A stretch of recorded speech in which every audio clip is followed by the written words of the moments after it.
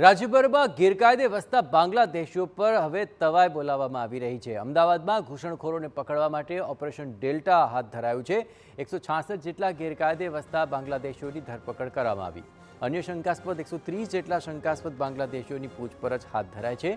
અમદાવાદ ગ્રામ્યમાં 200 શંકાસ્પદ શખ્સોની અટકાયત થઈ છે। અમદાવાદ ગ્રામ્યમાં 34 શખ્સ બાંગ્લાદેશી નીકળ્યા।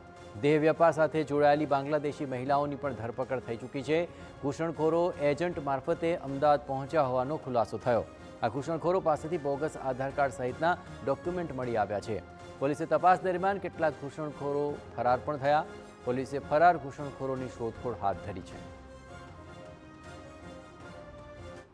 66 બાંગ્લાદેશી અત્યારે કન્ફર્મ્ડ અમદાવાદ શહેરમાંથી આપણે કન્ફર્મ મળી ગયા છે અને અમુક બાકીની પૂછપરછ ચાલુ છે। એમાં કોણ કોણ બાંગ્લાદેશી છે કોણ નથી એની પણ શોર્ટ મેં આપને જણાવી દેવામાં આવશે ટૂંક સમયમાં। આ લોકો શું પ્રવૃત્તિઓ કરતા શું સામે આમાં જે મહિલાઓ છે મોટા ભાગે એ સ્પામાં થોડું એ પ્રોસ્ટિટ્યુશન વગેરેના એમાં હતી અને જે પુરુષો હતા એ છૂટક મજૂરી કંઈ કોઈ ટેલરિંગને છે કંઈ કોઈ આ કચરા ઉઠાવવાનું કામ કંઈ ટાયર પીણવાનું કામ એ જુદા જુદા મજૂરીવાળા જ કામો આ લોકો કરતા હતા।